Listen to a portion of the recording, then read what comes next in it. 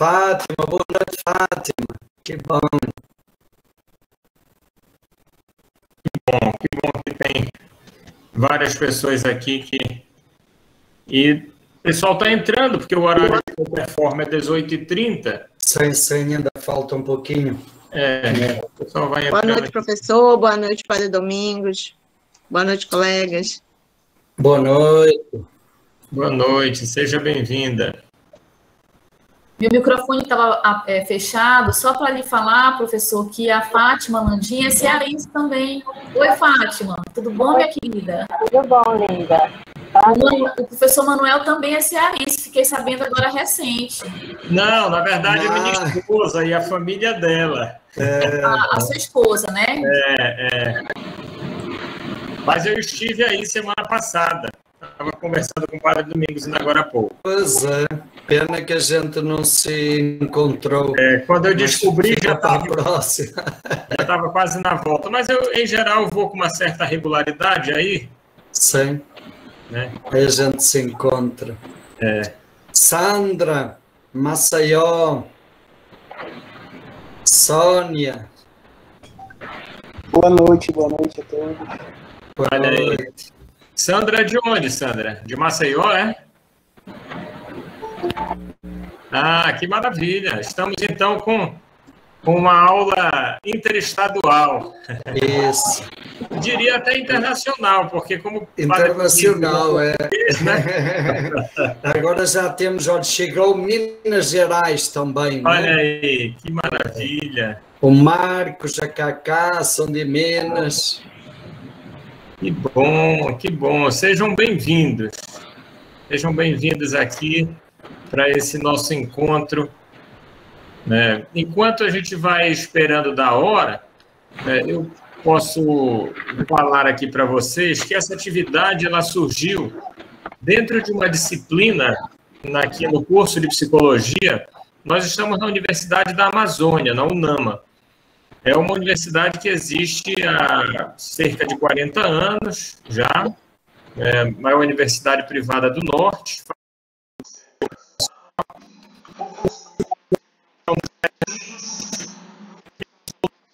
Professor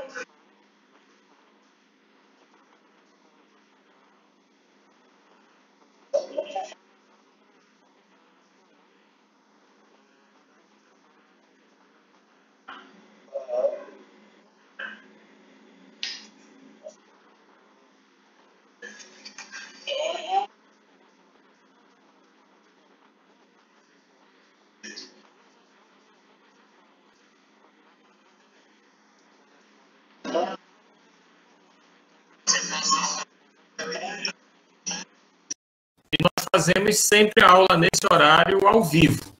Ah, né? certo. É sempre ao vivo e com essa interação. E uma coisa interessante é que nós construímos com essa turma uma metodologia que foi assim, nós elegemos várias temáticas junto com a turma e a turma criou um Instagram. Então, nós fazíamos uma discussão teórica na sala e os alunos produziam material para postar no Instagram sobre esses temas. Uhum. Então, por exemplo, a relação entre rede social e subjetividade, né, o adoecimento mental provocado pelas novas tecnologias digitais, enfim, aí foram muitas temáticas bastante contemporâneas.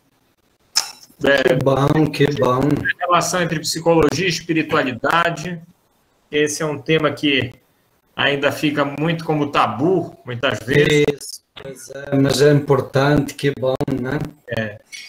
E antes de termos esse encontro aqui, nós trouxemos aqui 4 psicólogos para conversar sobre a temática psicologia e espiritualidade. Um deles era padre, psicólogo e padre, o outro era psicólogo e pastor, o outro era psicólogo e membro de uma comunidade, o outro era psicólogo e agnóstico. Então, Que bom.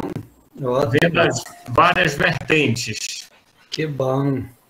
Olha só, já estamos com bastante gente aqui, né?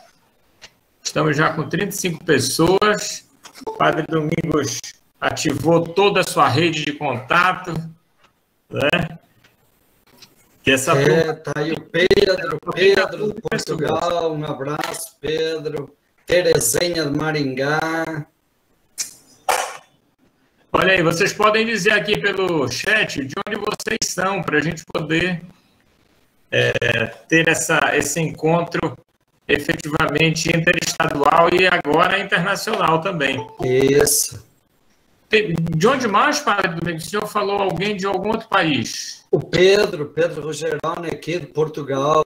Opa, seja bem-vindo. Terezinha de Maringá. Ótimo. Então, nós temos aqui, ó, Kelly de Fortaleza, Elcimara de Porto Feliz, interior de São Paulo, Miguel de Cametá, que é o interior do Pará, Alain Cérvula de Currais Novos, do Rio Grande do Norte. Estive aí na fronteira do Rio Grande do Norte, semana passada, em Icapuí. Ah, tá na divisa, É na divisa. A Cérvula Maura mora mais para lá um pouquinho. Sim. Temos o Vitor Araújo de Missionários Monfortino, em São Paulo. Maria Teresina de Maringá. Gripe Ida, é isso? Portugal. Acho que é o Pedro. O nome que Pedro. Isso. Temos mais aqui da província de Piedade, o Marcos de Salvador, né? Muito bom, muito bom. Muito bom. Bem, sejam todos bem-vindos. Nós estamos numa atividade acadêmica do curso de Psicologia, daqui da Universidade da Amazônia, de Belém, do estado do Pará, daqui do coração da Amazônia, conhecida como a Cidade das Mangueiras, hoje com bem menos mangueiras do que nós gostaríamos, né? A terra do açaí, que para nós não é energético, como para muitos outros tomam antes da academia, que se a gente tomar, a gente tem sono, a gente dorme. Com açaí com farinha, né? Com açaí com farinha, com peixe, com camarão, com o que tiver, né? Tacacá, e uma festa que é um fenômeno cultural, religioso importante, que é em outubro, o Círio de Nossa Senhora de Nazaré, que transcende a dimensão religiosa, né? E a gente diz sem temor nenhum que é a maior festa religiosa do Brasil, que reúne mais de 2 milhões de pessoas no segundo domingo do Círio. É difícil de falar, só mesmo a experiência de estar aqui para ver o que acontece na cidade, a modificação geral que a cidade fica, né, para pessoas de todos os credos e não credos. Então, vamos... tem gente pedindo toda hora aqui para entrar e nós vamos aceitando, até o limite que o Google Meet permitir, né? Bem, nossa temática de hoje, né, temos como nosso convidado especial o Padre Domingos. Ele vai falar sobre o Eneagrama como sabedoria de autoconhecimento e desenvolvimento de pessoas. Tema importantíssimo. Hoje a gente vê, e como psicólogo a gente vê isso, quantas pessoas estão buscando fora de si aquilo que não vão encontrar. O autoconhecimento, desde épocas remotas, lá com a famosa frase do Sócrates, só sei que nada sei, né? Então, a ideia do autoconhecimento é super importante. O Padre Domingos vai nos brindar aqui com a experiência dele a respeito, usando o Eneagrama como esse instrumento, né, de autoconhecimento, como uma ferramenta importante para o desenvolvimento de pessoas.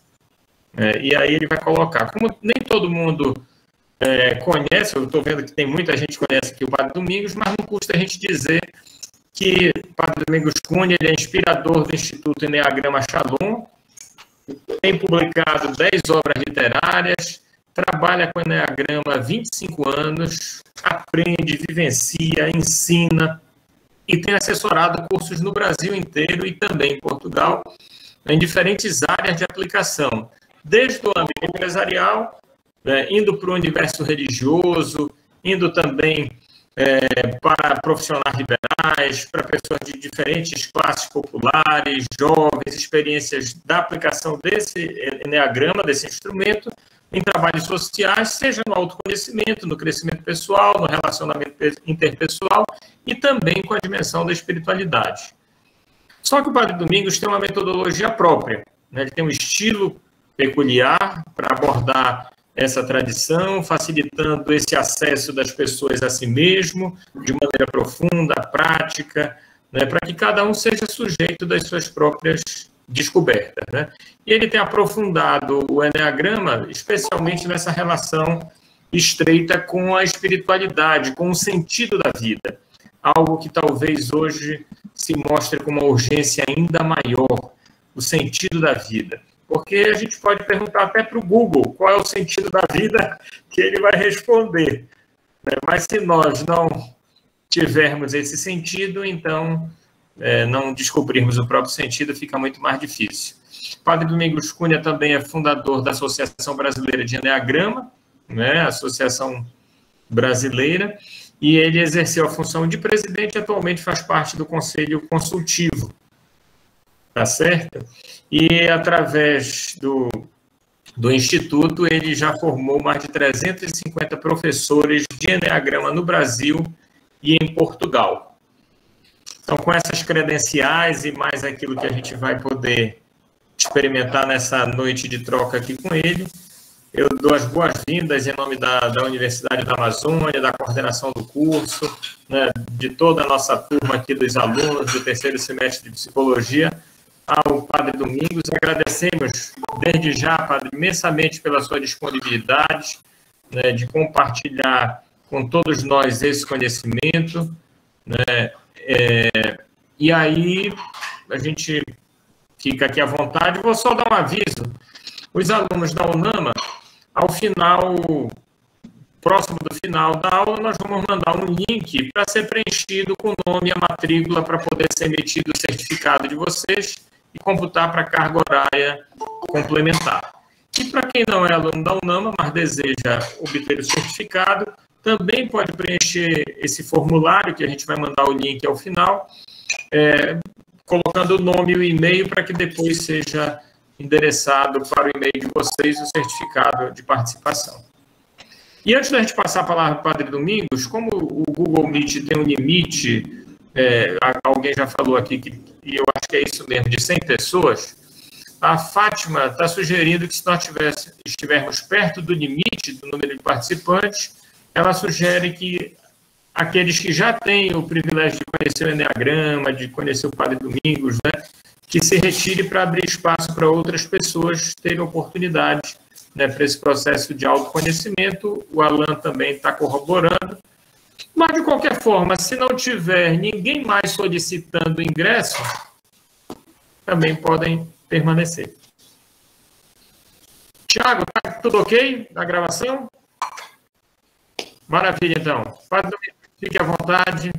Muito bem. Então, professor Manuel, um grande abraço, muito obrigado. Um abraço a todas as pessoas que já conhecemos de tantos lugares diferentes, e um abraço assim especial a todos os alunos da universidade, né? Parabéns por essa iniciativa que fiquei sabendo agora que surgiu dos próprios alunos.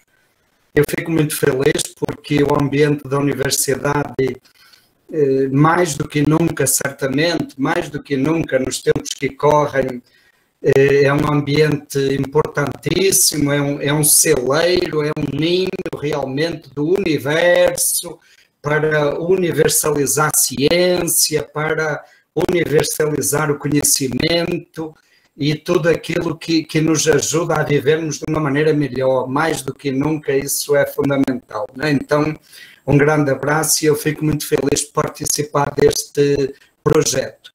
E também um abraço especial aí ao povo de Belém do Pará. Eu gosto muito de Belém do Pará, já participei do Sírio e já senti essa energia fantástica e tantas outras coisas boas e belíssimas de Belém do Pará e da Amazônia, né? Muito bem, gente. Olha, então eu vou usar o PowerPoint para podermos fazer talvez uma apresentação assim mais didática. Eu vou falar a partir digamos, de um conhecimento inicial do Enneagrama. Algumas pessoas aqui já conhecem, temos aqui várias pessoas que são professoras de Enneagrama já, mas eu vou falar sobretudo para este contexto da universidade, trazendo um pouco desta tradição. E deixarmos espaço no final para perguntas, partilha, troca de experiências. Sentam-se bem à vontade. Aí eu peço que anotem as perguntas ou passem para o professor Manuel, ou de algum jeito, ou coloquem no bate-papo, né? E de algum jeito a gente no final terá a oportunidade para isso. Então, vamos aqui para a apresentação.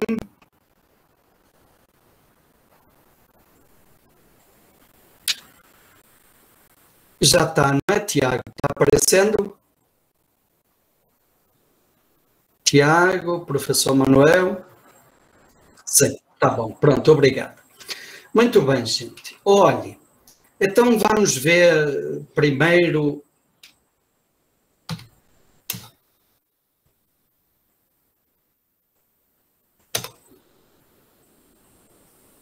algumas questões aí. Um pensamento aí da Grécia Antiga, o professor Manuel já trouxe aí aquele grande pensamento de Sócrates. Um pensamento da Grécia Antiga dizia: quem pensa a curto prazo cultiva cereais. A gente planta hoje, daqui a 3 meses já colhe, né? Aí na Amazônia ainda é mais rápido, talvez. Quem pensa a médio prazo planta árvores. Planta hoje e daqui a alguns anos já colhe fruto. E quem pensa a longo prazo investe em pessoas, desenvolve pessoas. Então é este o vosso horizonte, a vossa praia. Então bem, é nesta praia que situamos esta tradição do Enneagrama. Tenho uma frase, uma afirmação desse cara aí, que é considerado o pai das inteligências múltiplas. Ele dizia assim: uma pessoa ruim nunca será um bom profissional. E eu me lembro de assistir essa entrevista e o jornalista perguntou: professor, isso não é verdade. Eu conheço pessoas que humanamente até não são grande coisa, nem são pessoas muito éticas, mas elas tiveram sucesso profissional. E sabe o que é que o professor respondeu? Durante algum tempo. É importante isso. O sucesso profissional, gente, não é fabricado do nada. Ele é fruto de um trabalho pessoal. É a expansão da pessoa, é a manifestação da pessoa. A pessoa pode ter sucesso profissional e hoje se vende sucesso profissional com muita facilidade. Ela pode até ter isso durante algum tempo, mas se não se trabalhar como pessoa não vai sustentar. Algumas perguntas que todos nós já nos fizemos. Quem sou eu? Por que eu sou assim? Serei sempre assim ou será que eu posso mudar? Por que tenho estas reações? Será que eu sou normal? Todos nós já nos perguntamos. Como lidar com as minhas limitações? Tem limitações que nos atrapalham. Como desenvolver as minhas potencialidades? Nós também temos consciência de habilidades e gostaríamos certamente de potencializá-las. Outra área de perguntas, por que as pessoas são tão diferentes? E como conviver com essas diferenças? Como ajudar cada pessoa? Vocês, especialmente dessa área da psicologia, especialistas em pessoas, especialistas aí na alma humana, como ajudar cada pessoa de uma maneira específica? A gente sabe que cada pessoa é diferente e não adianta termos receitas de bolo, porque elas não valem para todos. Como descobrir o melhor de cada pessoa? O que motiva cada pessoa? Que tal se tivesse assim um ponto que a gente pudesse tocar e a partir desse ponto emergisse uma energia de motivação para a transformação da pessoa?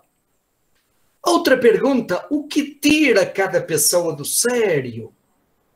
Onde é que mexeu aquela afirmação, aquele acontecimento, para que aquela pessoa tenha saído do sério de um jeito tão forte? Qual é a palavra certa para cada pessoa? Olhe, quem é mãe e pai sabe disso, quem é educador sabe disso. Às vezes a mesma coisa que nós dizemos para duas pessoas, a mesma coisa tem efeito diferente em cada uma. Já pensou se existisse uma resposta para essas questões? E certamente vocês aí da área da psicologia, seria ótimo se existisse uma resposta, né? Há pouquinho o professor Manuel disse, no nosso tempo muita gente insiste em continuar procurando fora aquilo que certamente está dentro. Rumi, um místico do islamismo do século XIII, dizia: talvez você esteja procurando nos galhos aquilo que está na raiz. Pois bem, gente, essa resposta existe. E essa resposta está dentro de cada um de nós, dentro de cada ser humano. Não é ninguém que vai dar para nós, não existe nenhuma técnica ou nenhum sistema que nos vai dar essas respostas. As respostas estão dentro de cada um, no mesmo lugar onde estão as questões. Mas existem mapas. Mapas que podem ajudar-nos a fazer essa viagem para dentro e encontrar respostas ou encontrar o lugar onde estão as respostas para essas questões. E olhe, o Enneagrama se propõe como um desses mapas. É um itinerário, uma viagem para dentro de nós. E o objetivo é isso, ajudar-nos a encontrar respostas dentro de nós. Temos essa foto aí do lado esquerdo que nos propõe a se olhar para dentro. Conhece-te a ti mesmo. O oráculo de Delfos, a frase lá no oráculo de Delfos, na Grécia Antiga também, olhar para dentro. Essa observação sobre nós mesmos. E quando olhamos para dentro de nós, vamos descobrir dentro de nós, às vezes, um estranho, mas que faz parte de nós e que nós precisamos conhecer, acolher e aprender a lidar com ele. A palavra enneagrama, o conceito enneagrama, vem de duas palavras gregas. Enia, em grego, significa 9, o número 9, e grama, nós podemos traduzir por gráfico, figura, esquema, desenho. Então, olha, ao pé da letra, podemos dizer que enneagrama é uma figura de 9 pontos. Um esquema, um símbolo de 9 pontos. Talvez para satisfazer um pouquinho a curiosidade, e acho que também, sobretudo aqui neste meio académico, é bom a gente entender a origem e a fundamentação desta tradição. Então vamos falar um pouquinho sobre o surgimento desse símbolo. Hoje sabemos que o símbolo do enneagrama, essa estrela de 9 pontas, surgiu em Alexandria. Alexandria foi fundada por Alexandre o Grande, o imperador da Macedônia, no ano 331 a.C. E vocês lembram, Alexandre o Grande, o sonho dele foi fazer de Alexandria um centro cultural. Talvez tenha sido a primeira grande cidade universitária da história. Em Alexandria, Alexandre reuniu os conhecimentos, os registros de várias culturas e sábios representantes dessas várias culturas. E olha, dentro do Império da Macedônia nós temos aquela região da antiga Mesopotâmia, uma cultura de mais de 4.000 anos antes de Cristo, a cultura dos sumérios, acádios, babilônios, persas. Nós temos a cultura judaica, nós temos a cultura grega, olhe, aqueles séculos de eloquência da filosofia grega, já falámos do Sócrates, Platão, Aristóteles. Alexandre o Grande foi discípulo direto de Aristóteles, né? Então Pitágoras, o pai da matemática e da geometria sagradas. Mas nós temos também toda a riqueza da cultura egípcia, lá desde Hermes Trismegistro. Nós temos influência da Índia, uma parte da Índia antiga pertencia ao Império da Macedônia e também conhecimentos da Índia antiga vão para Alexandria. Além disso tudo, ainda temos a cultura celta, o Império Celta também chegava ali na região da Ásia Menor, então também temos influência da cultura celta com toda a sua profundidade. Além disso, gente, ainda temos a Rota da Seda. Duas rotas da seda, uma marítima e outra terrestre, cruzavam Alexandria. E então, junto com todos esses saberes, ainda vamos ter a influência da China antiga, com toda a riqueza do budismo, do confucionismo, do taoísmo. Tudo isso conflui em Alexandria. E na confluência desse caldeirão de saberes, dessa riqueza de saberes, surge o símbolo do enneagrama. E esse símbolo baseia-se em quê? Ou ele manifesta o quê? 3 leis matemáticas. Acho que é importante termos isso. O enneagrama baseia-se em leis matemáticas identificadas na antiguidade.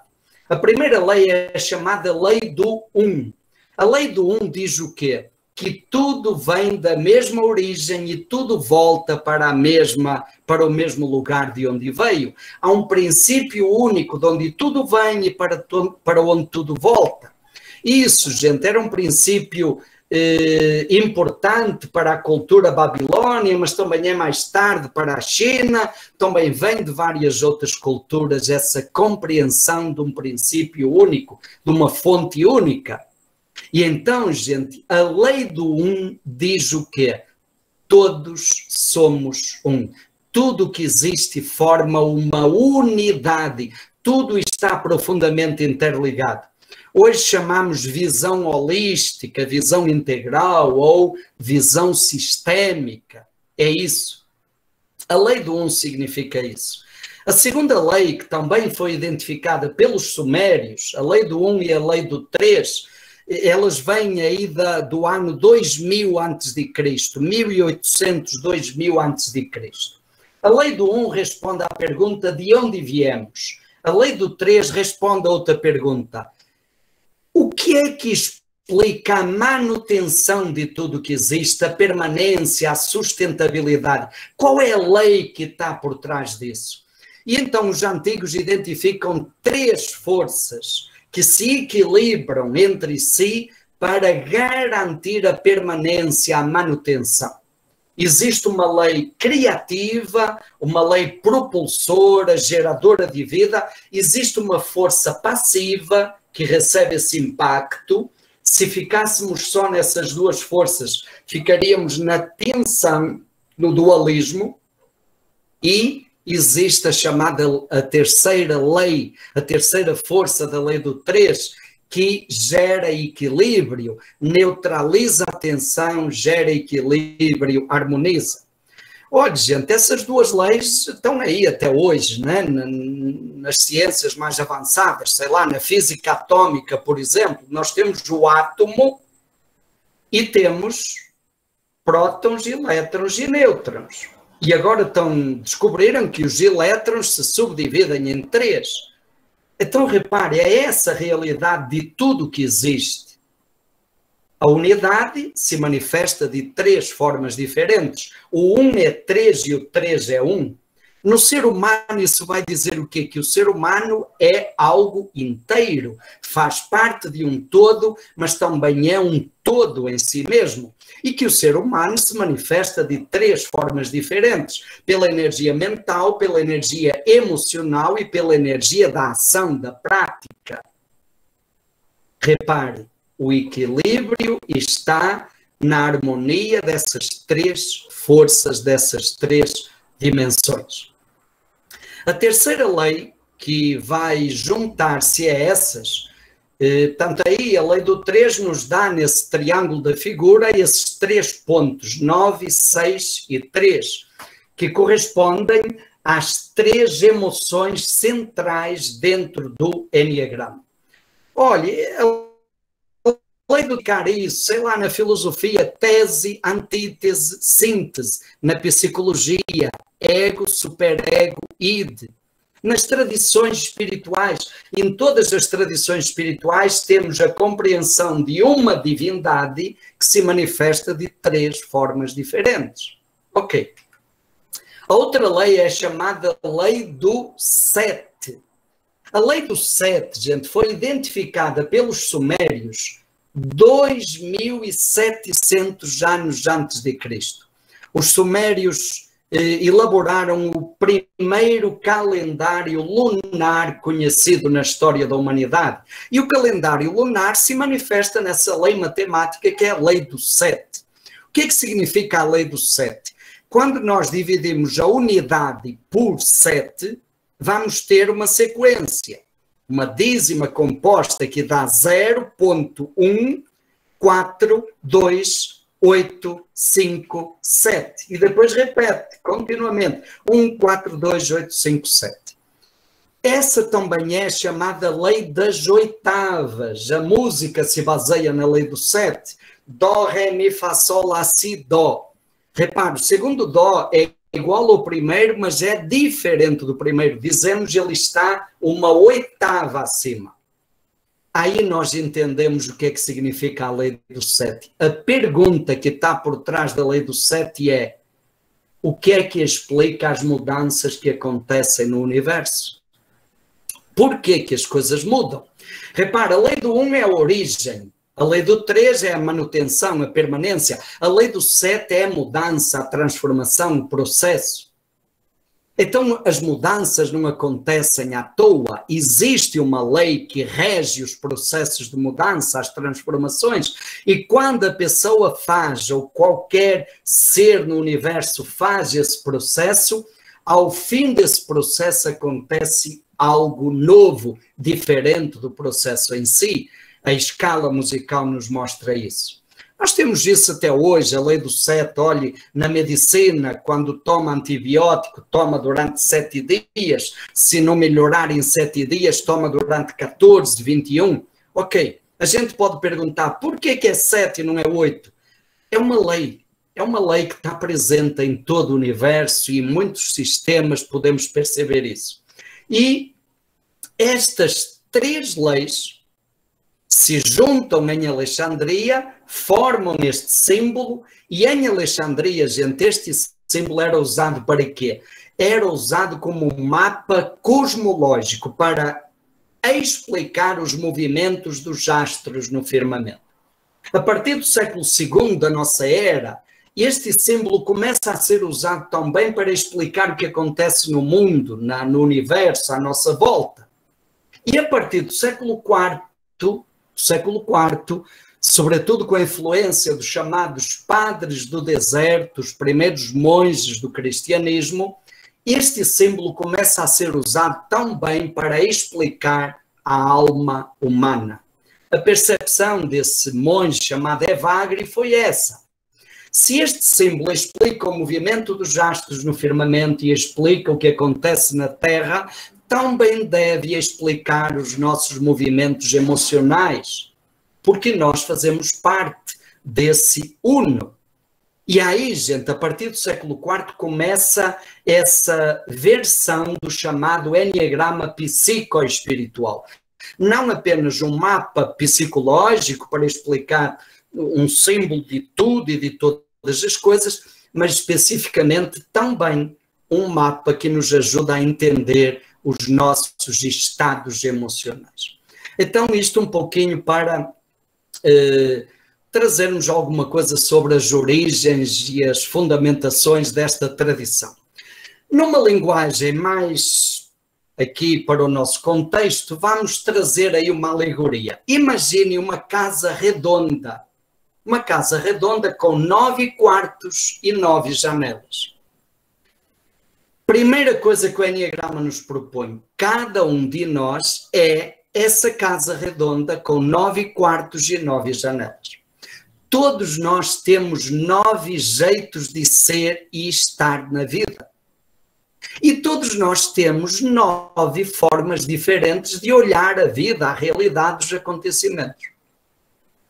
Kenny Wilber, um grande nome aí dos nossos tempos, diz assim: o ser humano se torna cada vez mais maduro na medida em que consegue colocar-se em mais pontos de vista. Ok, o enneagrama nos diz, nós temos pelo menos 9 pontos de vista. E podemos colocar-nos nesses diferentes pontos. Num primeiro momento o enneagrama nos fala de 9, depois vai falar de 27, depois vai falar de 58, 54 e pode nos levar até 108 jeitos de ser, estar e olhar a vida. Então, gente, nós somos a casa redonda. Segunda questão que o enneagrama nos propõe, cada um de nós, lá na nossa infância, de acordo com a maneira como cada um de nós interpretou, compreendeu, sentiu e reagiu àquilo que nos aconteceu, a maneira como cada um interpretou, sentiu e reagiu às experiências emocionais traumáticas, às nossas experiências de carência, de contingência, de falta de amor, ou de falta de segurança, proteção, ou de falta de valorização, de reconhecimento, cada um de nós, a partir de uma experiência traumática, se fixou num quartinho. Se sentiu mais protegido, mais seguro, mais aceito num quartinho da casa redonda. Esse quartinho nos deu uma sensação de segurança e nós fomos nos acostumando com ele. E ele virou um quartinho de estimação. Chegamos na vida adulta, nós continuamos tendo os 9 quartos e as 9 janelas, continuamos, mas cada um de nós tem um quartinho de estimação. Quer dizer, há uma série de mecanismos inconscientes, repetitivos, com os quais nós nos identificamos, que são familiares, que nós repetimos inconscientemente. Então nós estagnamos num padrão de comportamento. E o perigo é a gente acabar esquecendo as outras possibilidades. Terceira proposta que o Enneagrama nos traz, e a mais importante com certeza, a partir do momento em que nós tomamos consciência desse quartinho onde estagnamos, e a partir do momento que tomamos consciência que nós não somos apenas esse quartinho, mas somos a casa inteira, o Enneagrama nos propõe caminhos de crescimento, pistas concretas, itinerários de trabalho pessoal, de trabalho de consciência, para sairmos da estagnação, da fixação, da rigidez da personalidade e resgatarmos essa liberdade que é própria da nossa natureza, né? Essa liberdade de andarmos pela casa toda, de olharmos a vida por óticas diferentes. Então, trazemos essa alegoria da casa redonda. Repare, às vezes se olha o Enneagrama como uma tentativa de colocar as pessoas dentro de uma caixa. Não é isso, gente, é precisamente o contrário. A proposta do Enneagrama é ajudar a pessoa a sair daquela caixa onde a vida a colocou. As circunstâncias, os mecanismos inconscientes, as crenças, os mecanismos defensivos lá da infância, aquela estrutura de personalidade que nós desenvolvemos para sobreviver, para nos protegermos, isso acabou nos colocando dentro de uma caixinha. Mas nós não estamos condenados a ficar dentro dessa caixa. É uma tipologia, o Enneagrama, porque fala de tipos psicológicos, né? Mas é uma tipologia dinâmica, não é algo estático, fixista, não é um rótulo que a gente coloca na testa da pessoa e diz fulano é assim e acabou. Ou todas as pessoas desse tipo são iguais. Não, o Enneagrama vê a pessoa num processo permanente de mudança, com possibilidades de mudança. E o Enneagrama tem conexões internas muito profundas que são esses caminhos de crescimento. Respeita a singularidade e a originalidade de cada pessoa. Nós podemos ter 100 pessoas que se identificam no mesmo tipo de personalidade e elas são diferentes, porque cada pessoa é única e o Enneagrama compreende essa unicidade, essa singularidade de cada pessoa. Possibilidade de mudança, eu acredito que a riqueza maior desta tradição é isso, é mostrar que nós não estamos presos àquele complexo de Gabriela, né? Eu nasci assim, eu fui sempre assim, eu vou ser sempre assim. Não, nós podemos mudar. E, além disso, o Enneagrama, além de nos mostrar com muita clareza essa possibilidade de mudança, nos dá pistas muito concretas para fazermos essa mudança. E olha, aproveitando aqui, gente, eu já tive a oportunidade de trabalhar o Enneagrama em várias universidades, concretamente em várias faculdades de psicologia, e eu conheço vários psicólogos, psicoterapeutas, que são também professores de Enneagrama e que usam o Enneagrama no seu trabalho, e o que é que eles percebem a partir das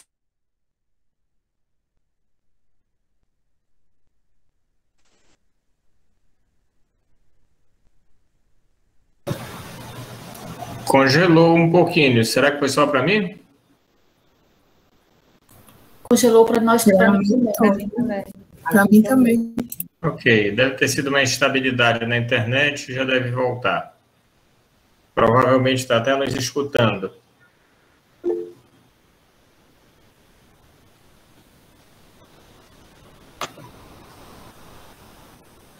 Enquanto isso, vamos aí anotando as perguntas, né? Professor, será que não seria o caso ele entrar e sair? Estamos gravando, sim, Juliana. Deixa eu ver se eu, aqui pelo WhatsApp, se ele mandou alguma mensagem. Eu acho que ele saiu, não estou conseguindo mais. Deixa eu ver se ele aparece ainda aqui. Rapidinho, já digo. Eu acho que ele caiu a conexão. Vamos aguardar um pouquinho para que ele possa reconectar. Irrigar as câmeras que talvez ajude a estabilizar, uma sugestão aqui. Embora tenha isso, gente, o Enneagrama é um modelo fácil. Mário Domingos, Diga. Congelou um pouquinho a sua imagem e agora o senhor voltou. Então, talvez o senhor estivesse falando e a gente não estivesse conseguindo ouvir. Acho que 2 minutinhos, de 1 a 2 minutos. Isso. Alguém poderia me lembrar qual foi a última parte que ouviram? Foi a sua participação em várias universidades. Ok, então já estávamos falando sobre a sabedoria psicológica. Isso. Então, desculpem aí e vamos continuar, né? Olha, gente, então, embora o Enneagrama tenha essa tradição antiga e reúna conhecimentos muito antigos, hoje temos vários estudos comparativos do Enneagrama com a psicologia moderna e com outras áreas da ciência, né? O Enneagrama ele não se restringe à área da psicologia, mas nesses estudos, e eu já tive a oportunidade de fazer trabalhos de Enneagrama em várias universidades e especificamente também em várias faculdades de psicologia, conheço vários professores de Enneagrama que são psicoterapeutas que aplicam, usam a sabedoria do Enneagrama no seu trabalho de psicoterapia, né? E cada vez mais, o que é que aparece? Que o Enneagrama tem profundidade, tem consistência, dialoga muito bem com as várias escolas da psicologia moderna e integra elementos de várias escolas. Promove aí um diálogo muito bonito a respeito do ser humano. Mas acho que isso é importante, sobretudo para vocês, saberem que não é uma coisa assim que alguém inventou aí, ou que é uma panaceia que surgiu, uma moda, tem consistência. Mas, por outro lado, gente, embora o Enneagrama tenha essa profundidade, ele é um modelo fácil, acessível. Olha, eu já tive a oportunidade de fazer trabalho de Enneagrama numa aldeia indígena, onde a maioria das pessoas são analfabetas. Eu já fiz Enneagrama num presídio com 200 detentos, em grupos de 50. E olha, eu me lembro que numa turma do presídio, tinha um cara que tinha pós-doutorado em comunicação social e tinha aquele cara analfabeto. Os dois, gente, fazem o processo, se compreendem, descobrem caminhos de crescimento. Coisa fantástica, como eles, a partir do Enneagrama, compreendem a sua história, inclusive a sua história no mundo do crime. E a partir daí eles enxergam possibilidades de mudança. Isso é fantástico. Então é um modelo acessível para qualquer pessoa. O Enneagrama baseia-se em 2 grandes pilares. Um é o pilar da personalidade. Personalidade, vocês sabem muito bem disso, persona, a máscara usada no teatro grego, para que as pessoas olhem para mim e vejam alguém diferente daquilo que eu sou. Então, a personalidade é essa máscara que nós construímos para sermos aceitos. Mas nós não somos apenas personalidade. O Enneagrama nos fala de uma outra coluna chamada essência. Essência no Enneagrama é o quê? É a nossa natureza mais profunda. E à luz do Enneagrama, a nossa essência ela tem uma origem divina, transcendente, superior. Repara, o Enneagrama não está vinculado a nenhuma religião. Ele teve influência, historicamente foi influenciado pelo judaísmo, pelo cristianismo, pelo islamismo, e ele hoje dialoga muito bem com o budismo, com o xamanismo, embora tenha essa conexão, não está vinculado a uma religião, mas tem uma dimensão espiritual. Espiritual neste sentido, a nossa origem, na linha daquilo que o Jung chama de self, tá? Então existe em nós algo anterior à personalidade que permanece e que constitui a nossa identidade verdadeira. A essência é isso, aquilo que nós somos na nossa individualidade mais profunda, a natureza da nossa natureza.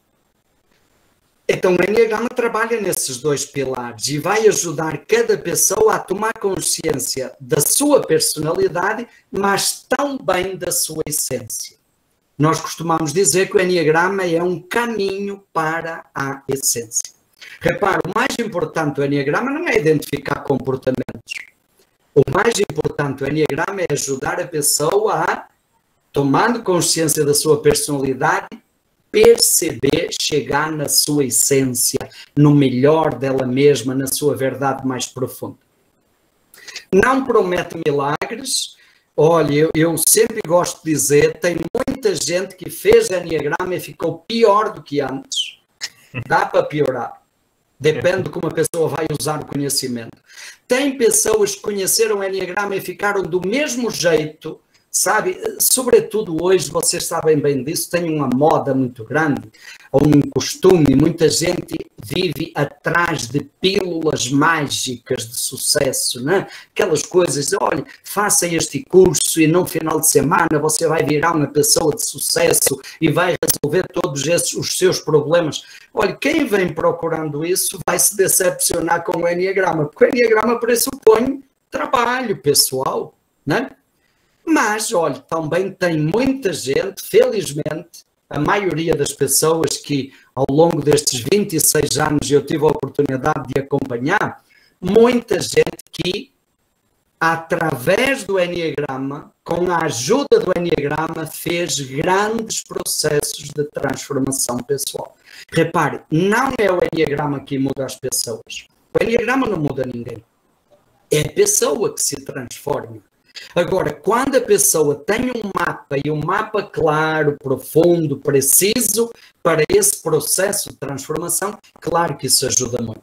E muita gente, com essa ajuda deste mapa, tem feito experiências muito bonitas e continua fazendo experiências de transformação pessoal.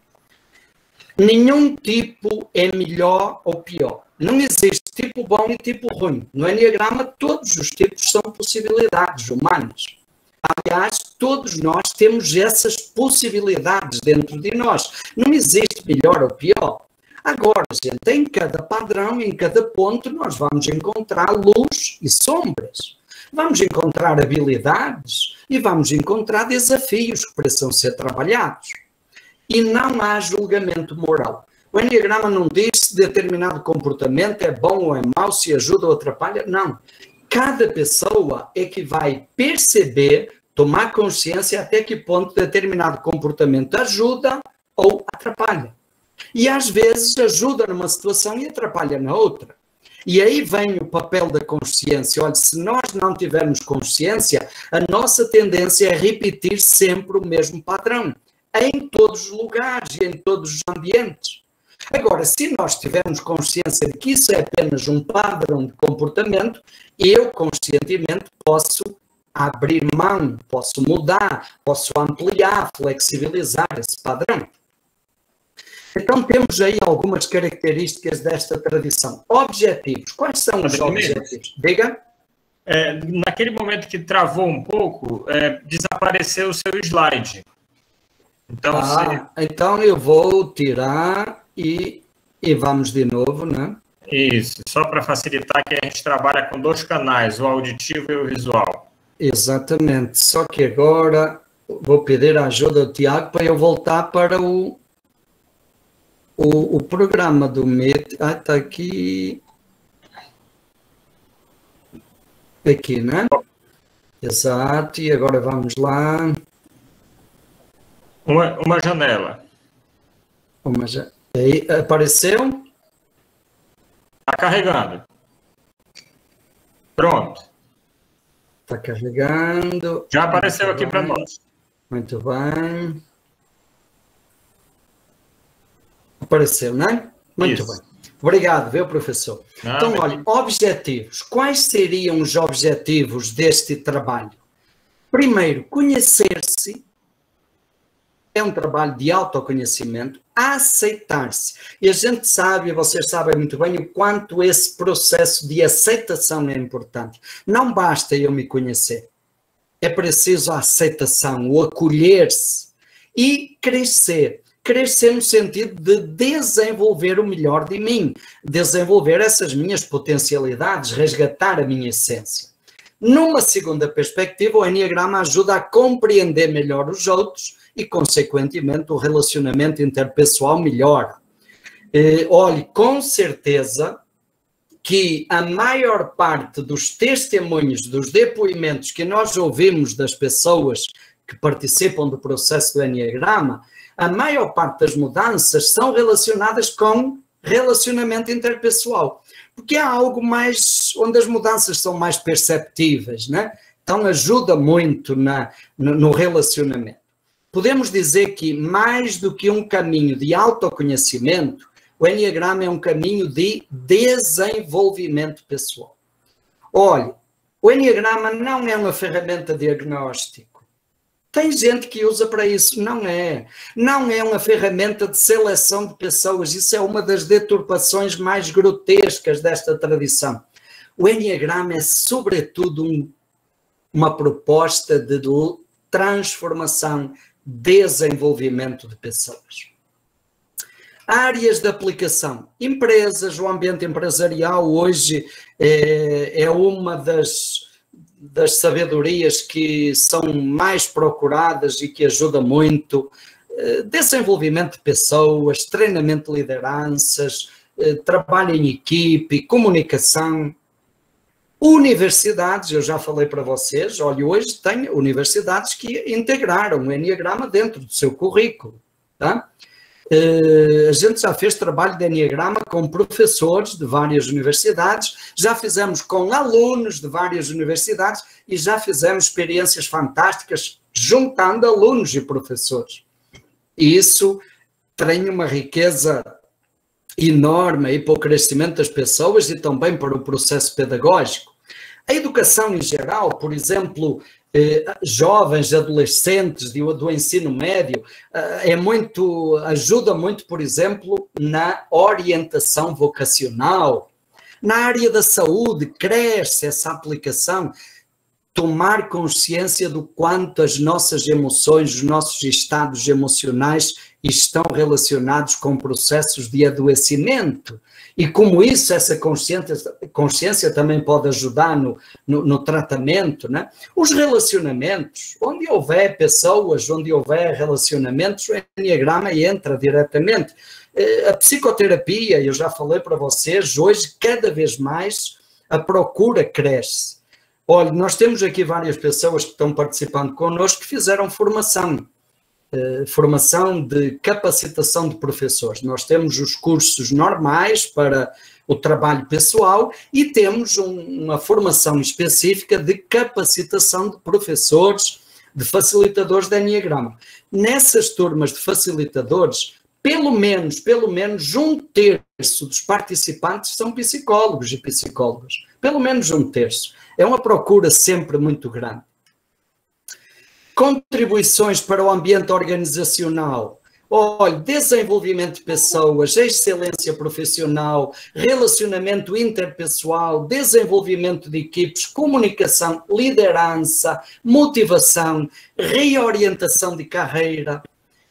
Outra coisa, o Enneagrama, assim como nós aplicamos o Enneagrama para a pessoa ou o indivíduo, nós também podemos aplicar esta sabedoria para identificar a cultura de uma empresa, de uma instituição, de uma universidade, quem sabe, de uma família, tá? E isso ajuda muito em termos de planejamento estratégico, de enxergar caminhos de crescimento. Padre Domingos? Diga. Eu consegui colocar o slide em modo de apresentação, que aí ele fica um pouquinho maior. É sempre bom quando ele interrompe, porque o senhor pode tomar uma água, né, para relaxar. Ótimo, perfeito. Já aproveitei, obrigado. Veja se o senhor consegue colocar o slide em modo de apresentação, para ficar um pouquinho maior. Talvez aí na sua tela, lá Aqui no meu computador ele está aparecendo na tela inteira, mas me ajude aí, por favor. Domingos, tu tem que colocar no modo de apresentação antes de você começar a apresentar. Sim, mas então, pronto, então eu vou interromper. Isso. Aí coloca em modo de apresentação, só depois você apresenta no Meet. Coloco primeiro em modo de apresentação, é isso? Isso. E aí o senhor vai ver. Ok. E agora? Agora compartilha, aquele mesmo movimento. Tem que voltar para o Meet agora. Pois é, mas agora eu não consigo acessar o Meet. Aperta a tecla Alt, sabe qual é? Alt Tab. Tab são aquelas duas setinhas, uma indo e uma voltando. Pronto, aí você vai escolhendo. Isso, volta para o Meet, aí pode pedir para apresentar. Aqui. Muito bem. É que o pessoal está interessado em ver tudo no PDF. Ótimo. Então eles estão aqui falando. O Meet eu estou aprendendo, gente. Eu costumo trabalhar mais com o Zoom, mas vai dar certo. Acho que agora vai dar, né? Vai. E agora? E aqueles que já sabem do Enneagrama já estão falando aqui quem é tipo 1, quem é tipo 2. E agora? Apareceu, gente? Não, continua sem estar. Você colocou no modo de apresentação antes de ir para o Meet? Sim. Não está aparecendo. Vamos lá ver isso. Vai dar certo.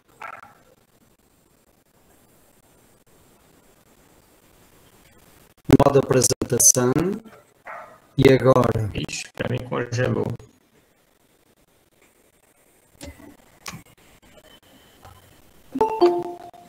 Agora ainda não, saiu. Para mim congelou. Agora, janela. Isso. Uma janela. Olha, Padre Domingos, o pessoal já está comentando aqui no chat quem é tipo 1, quem é tipo 2, quem fica calado, quem fala, quem se controla.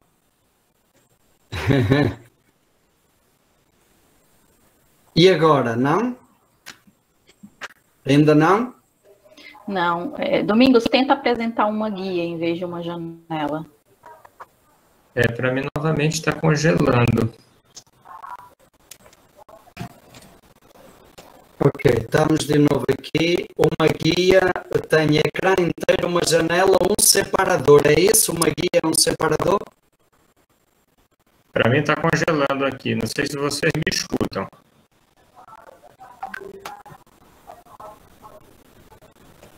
Agora está ouvindo? Está dando para ouvir? Não? Sim. Sim. Agora estamos ouvindo. Às vezes a tentativa de solução é um problema. Talvez é melhor a gente ficar com o problema. Eu concordo também. Eu acho que a gente faz um esforço a mais. Espera aí, parece que está dando aqui. Padre Domingos, a gente pode tentar manter da maneira que estava mesmo pequeno. Porque a maneira que o senhor está explicando está clara. E não está aparecendo a tela de jeito nenhum, é isso? Não, só aparece sem ser o modo de apresentação. Na tela normal do PowerPoint.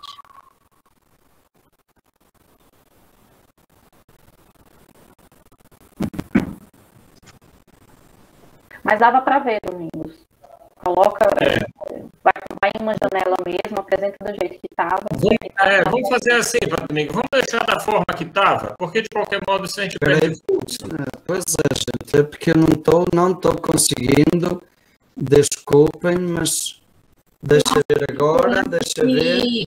Apareceu? Não. Não? Não, mas se não tiver, não tem problema. O senhor pode continuar, porque dá perfeitamente para compreender o que o senhor está falando. Perfeitamente. Eu acho que é porque é para a gente prestar mais atenção na fala dele do que no slide. Talvez por isso esteja acontecendo dessa forma.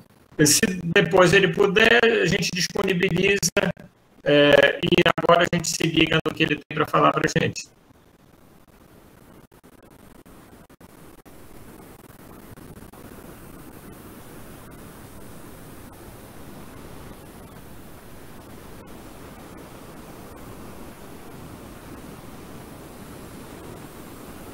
Padre Domingos, não se preocupe, vamos manter mesmo com a sua fala, porque a tecnologia acontece isso, então é preferível a gente ganhar tempo com a sua fala do que perder no aperfeiçoamento. Tá ótimo, Padre Domingos, do jeito que tá.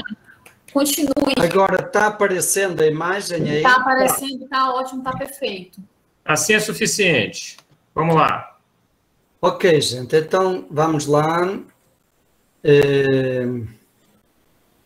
Olha, então nós vamos... o professor estava dizendo aí que já tem várias pessoas aí dizendo eu sou tipo tal, e eu queria pedir a vossa compreensão para o seguinte. Eu sei que vocês estão curiosos, eu sei que a curiosidade com o Enneagrama Desperta é ouvir falar dos tipos, tá? Dos padrões, mas eu queria pedir a vossa compreensão para o seguinte, eu sei que vocês compreendem isso.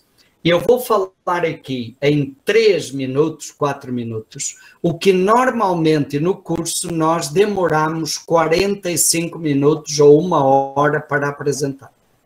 Então, olha, o que eu vou falar aqui é apenas um tira-gosto, é um aperitivo. Isto não é suficiente para ninguém se identificar a partir do que eu vou falar. Ok, se você ficar interessado, sentir curiosidade, depois você pode aprofundar e buscar um conhecimento mais amplo, né? Isto é apenas um retrato 3x4. Eu vou dar aqui uma síntese dos 9 padrões do Enneagrama na luz e na sombra. Quer dizer, trazendo... para não estereotipar, né, Padre Domingos? Exatamente, trazendo personalidade e essência, para não cairmos em estereótipos, para não criarmos visões reducionistas, tá, gente? E outra coisa, olha, que eu... aproveitando aqui o que o professor trouxe, tem um princípio que nós respeitamos muito e que, aliás, é um princípio ético da Associação Internacional de Enneagrama, que diz o seguinte: no Enneagrama, a única pessoa capaz de identificar o seu tipo é a própria pessoa. A identificação é autodescoberta. Então a gente pede encarecidamente que não usem isto para ficar agora rotulando e dizendo você é tipo tal, fulano é tipo tal. Isso é talvez uma das piores e mais perigosas distorções que acontecem com esta sabedoria. Tá bom? Muito bem. Olha, vamos começar pelo 8, tá? E no 8 nós temos luz. Olha, no 8 nós podemos encontrar uma pessoa assertiva, autoconfiante, que inspira confiança nos outros, uma pessoa verdadeira, que se mostra do jeito que é, determinada, gosta de desafios, é um desbravador e apaixonado pelo que faz. O 8 só faz uma coisa quando ele está apaixonado por aquilo. São habilidades, é luz. Mas olha, no mesmo 8 também mora uma agressividade explícita. É uma pessoa dura consigo mesmo e com os outros. Vingança, a questão da vingança é muito central no 8. Controlador. Gosta de manter o controle sobre tudo e sobre todos. Excesso, exagero, são 2 palavras que descrevem o 8 na sombra. Excesso, exagero em tudo. Desde o ritmo de trabalho até o jeito de falar, direto e confrontador.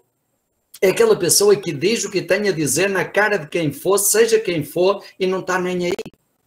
E agora repare, você me pergunta, quem é então o tipo 8? É tudo isso, gente. Isso são possibilidades.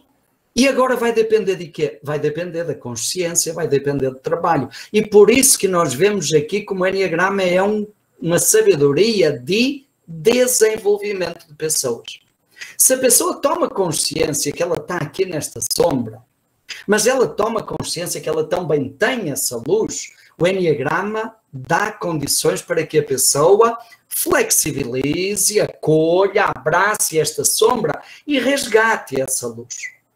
E agora você vê, olha, quem não gostaria de se relacionar com uma pessoa assertiva, autoconfiante, que inspira confiança verdadeira, determinada? Quem não gostaria? Agora, quem é que aguentaria conviver com uma pessoa que está atolada aqui nesta sombra, uma agressividade explícita, dura consigo mesmo e com os outros, vingativa, controladora? Ok? em todas as áreas da vida. 9. Olha, no 9 nós temos a bondade natural. É uma pessoa que é naturalmente amorosa, boa, tranquilidade, harmoniza, concilia, tem uma intuição para aquilo que é bom e certo, sensível, extremamente sensível, descomplicada, é aquela pessoa que não complica as coisas simples e procura simplificar as coisas complicadas. O 9 ouve todos os lados, é conciliador e consegue recolher o melhor de todos para encontrar o melhor para o grupo. Disponível, cria bom ambiente. Quando a gente está perto do 9, respira paz. Que lindo, não é? Mas, gente, o 9 também é uma pessoa que tem dificuldade de tomar decisões, foge do conflito, esquece de si mesmo. Olha, ele foge do conflito externo e aí vive engolindo sapo, mas ele também foge da confusão interna que ele engoleu e que ele acumula. E ele acaba esquecendo de si mesmo, anestesia-se, narcotiza-se, desvia a atenção para coisas secundárias e esquece das suas prioridades, sobretudo esquece de si, do seu valor, anula-se. Anula-se, é o perigo maior do 9, é a anulação. Negligente, acomodação, a pessoa que corre o perigo de se acomodar na lei do menor esforço. E do mesmo jeito nós podemos perguntar, quem é o 9? Gente, o 9 é tudo isso. E olha que beleza, ele pode ser isto que temos aqui no lado esquerdo da tela, na parte azul, mas ele pode ficar aí, se anulando na sombra. Vai depender de novo da consciência, do trabalho pessoal. 1, a personalidade 1, serenidade. Uma pessoa correta, responsável, ética, justa, idealista, ou um sonha com um mundo melhor, com tudo perfeito, aperfeiçoamento contínuo de si mesmo, dos outros, dos ambientes, do mundo.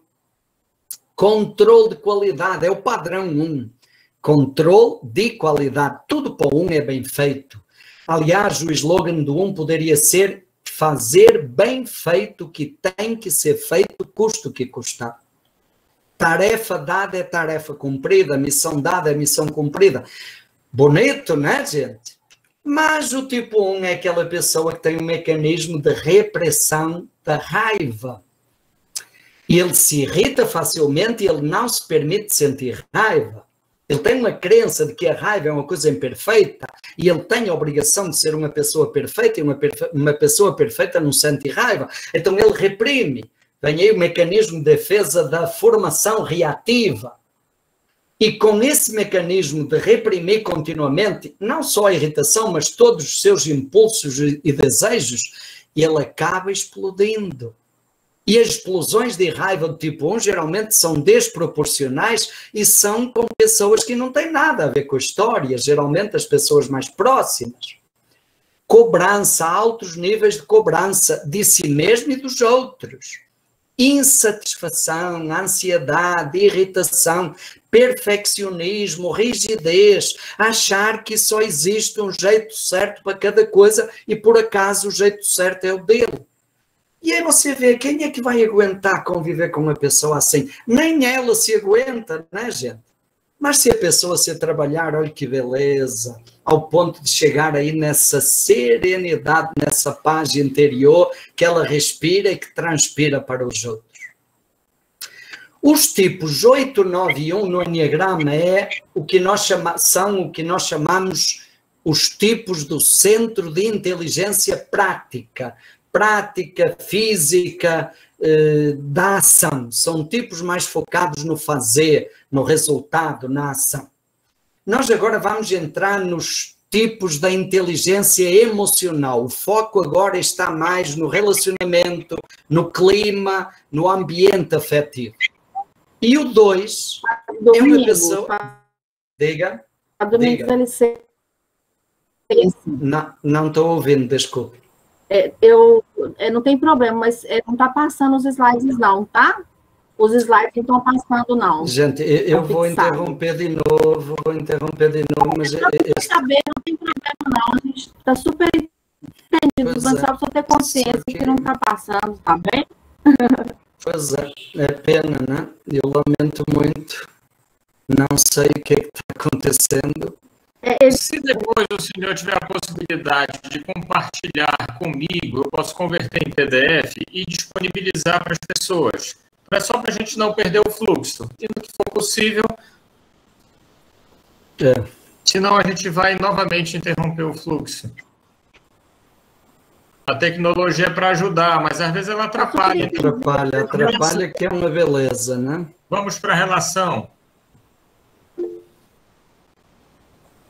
Não, está super entendido, mas é só porque eu queria para o senhor ter consciência daquilo que o senhor está achando que está passando, mas está super entendido. Pois é, gente, mas é porque eu não estou conseguindo, olha, não sei, eu realmente não estou acostumado com este programa, às vezes que eu trabalhei não aconteceu isto, peço desculpa, mas vamos lá. Bom, não está dando para ver, não é? É isso? Agora não, mas tudo bem. Tudo bem, eu até sugiro que o senhor feche sua apresentação, porque aí todo mundo se vê. Mas tá bom, mas eu vou então seguindo e no final daqui a pouquinho abrimos. Olha, o 2, inteligência emocional. O que é que nós temos? Foco no clima emocional, cuidado, é aquela pessoa que percebe as necessidades dos outros, que desperta sentimentos bons nos outros, uma pessoa de fácil relacionamento, generosa, doadora, sensível, que gosta de ajudar, que sente prazer em ajudar, apoia talentos, apoia os outros. Isso é a luz do 2. Mas o 2, gente, é aquela pessoa que não percebe as suas necessidades. Na personalidade, ela foca nas necessidades dos outros, vive em função dos outros, tenta agradar aos outros, mas agradar para receber afeto. A expectativa é essa, receber o retorno emocional. Fica ressentido se não receber esse retorno. E o perigo de cair numa manipulação emocional. O 2 conquista, mas depois manipula. Isto na personalidade. Sobrecarrega-se, porque o 2 carrega um monte de gente nas suas costas, querendo ajudar todo mundo. E o 2 cai nesse perigo de achar que sabe o que é melhor para os outros. E às vezes ele acha que está ajudando e está atrapalhando, sufocando, né? Então, de novo, temos aqui essas possibilidades. 3. A personalidade 3, o foco está nas metas e nos resultados.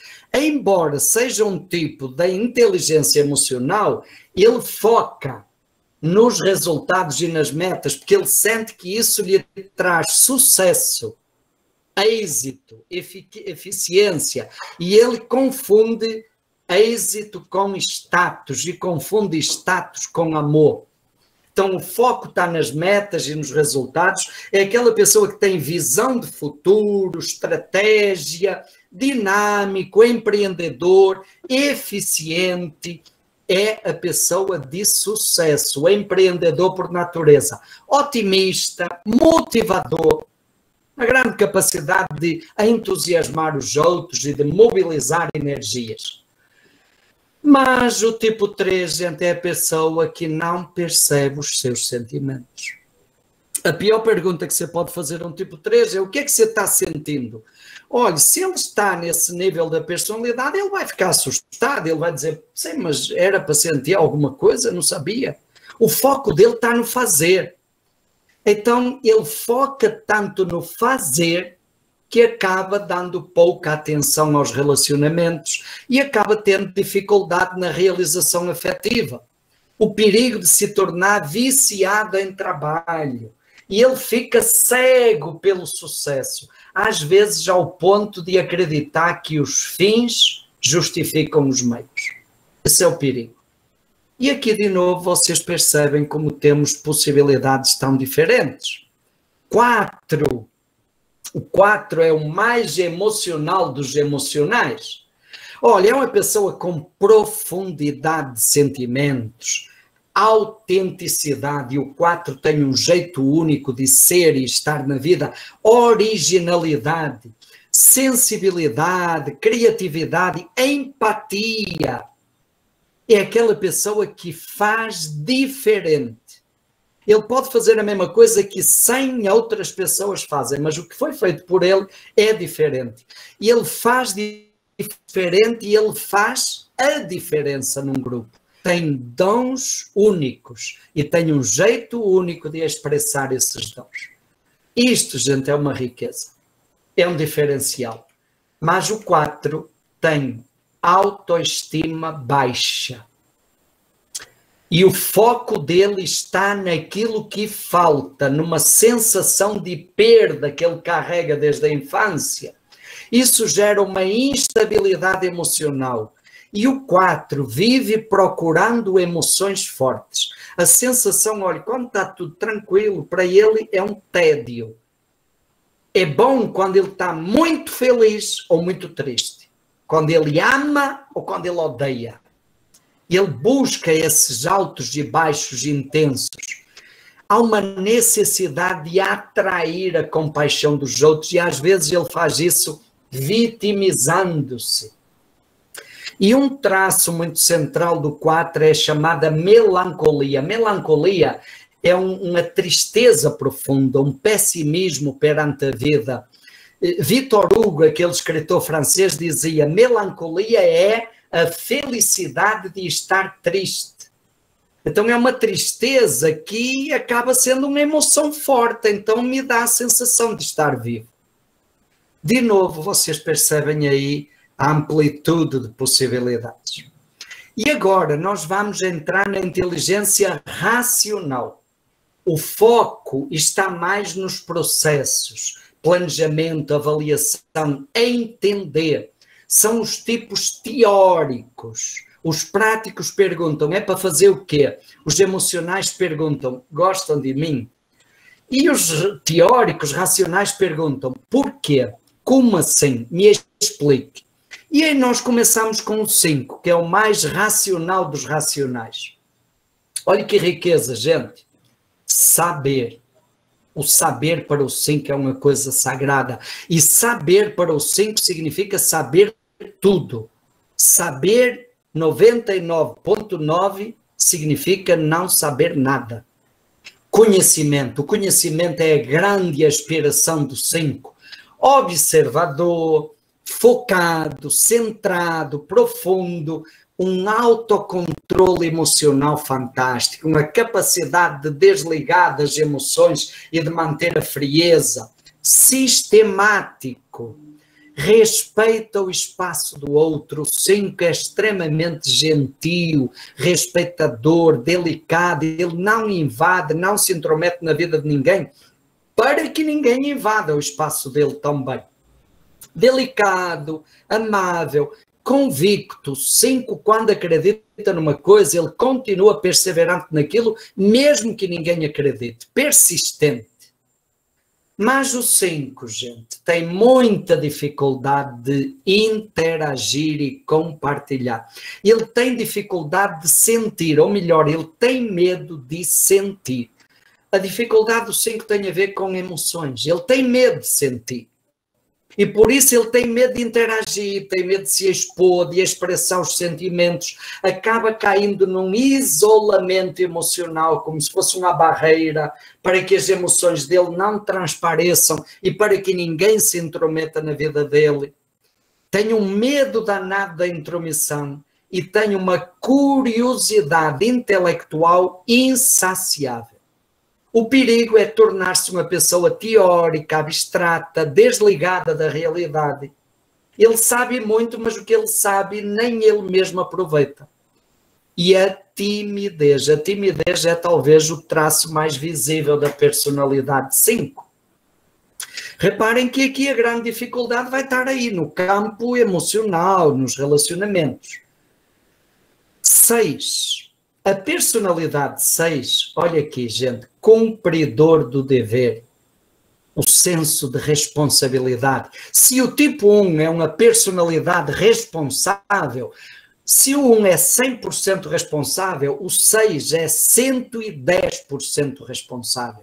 Espírito de grupo, uma coisa bonita. O 6 é família, é grupo, é gregário, gosta de trabalhar em equipe, é companheiro, é aquele amigo fiel. Se você tem um amigo tipo 6, realmente você tem um tesouro.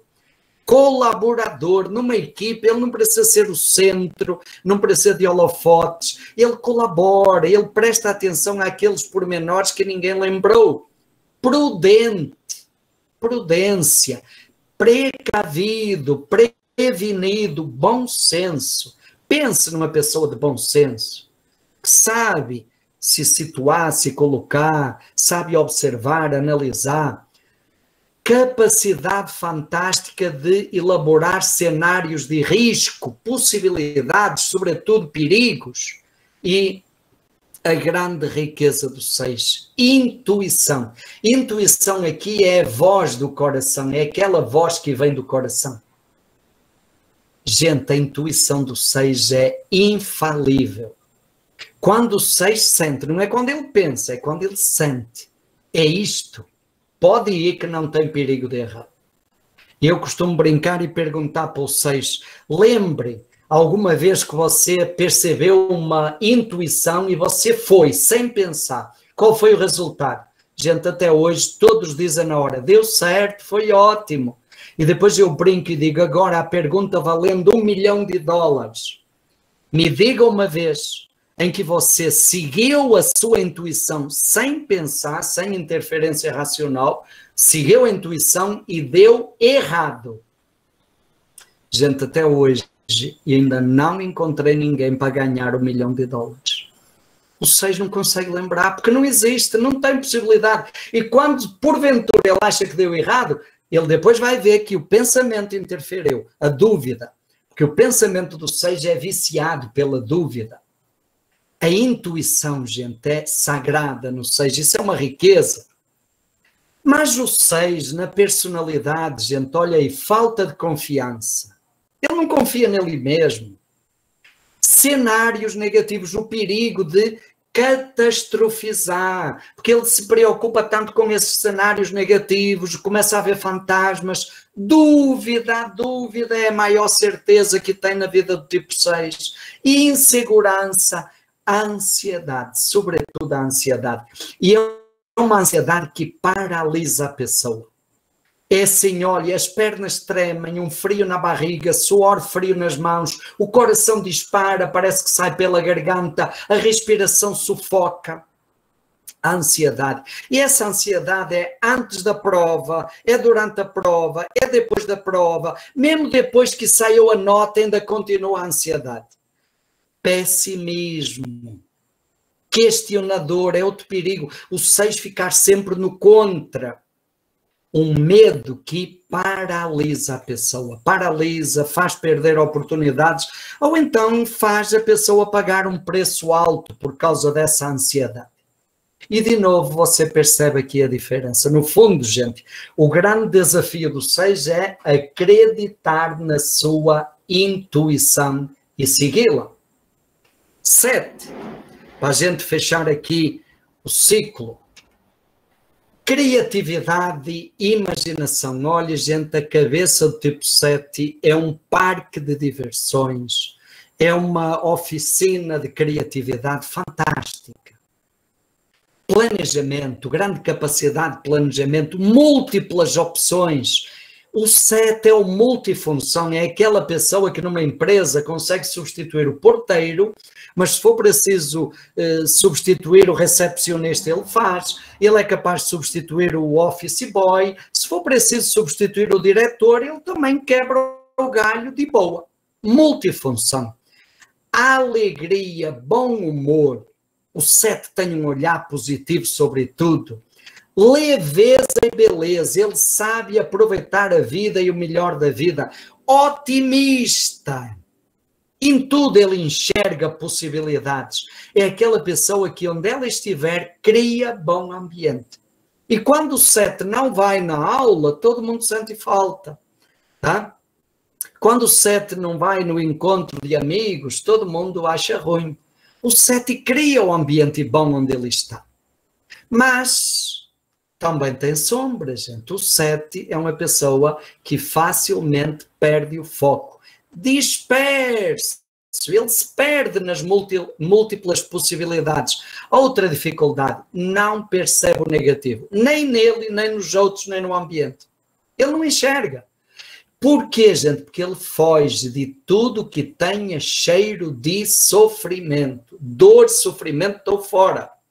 Aliás, o slogan do 7 é evitar sofrimento buscando prazer. Ou buscar prazer para evitar sofrimento.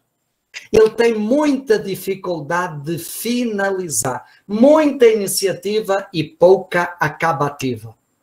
Racionalização. É um mecanismo de defesa do 7. Viu? Racionalizar, inventar uma historinha, inventar uma desculpa, que às vezes são desculpas farrapadas, mas é mais para ele não entrar em contato com problema, com sofrimento, com dor. E então, com isso, ele consegue manter aparentemente uma fachada de alegria, de está tudo bem, mesmo que lá por dentro não esteja. O 7 carrega aí uma angústia que ele não sabe o que é e na personalidade ele também não quer saber o que é. Mas quando o 7 se trabalha e abraça essa angústia, aí ele resgata essa leveza da criatividade, com seriedade, com profundidade, com perseverança e ao mesmo tempo com todo o otimismo, toda a alegria, todo o bom humor. Então, olha, gente, só um resuminho aqui, já tiramos a tela e abrimos para conversa. Luz e sombras. O Enneagrama não fala só de luz, nem fala só de sombras. O ser humano é luz e sombras. Então, fala de habilidades únicas de cada tipo e fala de desafios específicos para cada tipo. O Enneagrama nos mostra a diversidade humana e a complementaridade humana. Nós gostamos dessa frase, no nosso instituto gostamos muito. O Enneagrama é um instrumento de compaixão por nós mesmos e pelos outros. E vale se for entendido assim. Autodesenvolvimento, autoconhecimento, em primeiro lugar, desenvolvimento pessoal, excelência pessoal. A excelência como felicidade, como realização. Isto é a proposta do Enneagrama. Pessoas conscientes desenvolvem as equipes onde elas estão, evoluem as instituições e contribuem para uma sociedade melhor. E eu diria, olha, aí uma palavrinha especial para vocês, alunos da psicologia, vocês, na medida em que se tornam pessoas conscientes, vão ajudar tantas outras pessoas a serem pessoas conscientes. E vocês que estão aí se preparando para trabalhar com pessoas ou que já trabalham, a gente tem uma missão muito bonita. Sobretudo neste tempo que nós vivemos e no pós-pandemia vamos ter uma missão muito importante de ajudar cada pessoa a perceber, a resgatar e a cuidar dessa luz que habita dentro dela. Acho que é uma missão muito bonita que todos nós temos como terapeutas. E olha, eu da minha parte o que eu posso partilhar com vocês é que o meu encantamento com esta tradição vem de duas coisas muito importantes. Primeiro, é uma gratidão pessoal. Para mim, como pessoa, o Enneagrama me ajudou a ser uma pessoa melhor. Eu ainda não sou como eu sei que gostaria de ser, mas eu também tenho certeza que eu sou muito melhor do que eu era. Para mim, para os outros e para todas as criaturas. Então, eu sou muito grato a isso. E segundo, gente, eu sou muito grato também pelas transformações que eu vejo e que eu tenho o privilégio, a alegria de poder acompanhar na vida de tantas pessoas. Então é isso que me motiva e que me encanta com esta sabedoria. Tá bom? Então agora terminamos o compartilhamento, tá bom? E voltamos aí para as telas e estamos aí. Bom, olha, eu queria deixar aqui o seguinte, a gente pode colocar aí no bate-papo o endereço do nosso canal do YouTube. No nosso canal do YouTube, do IES, eu até peço que tenho aqui algumas pessoas que sabem isso de cor, podem ajudar.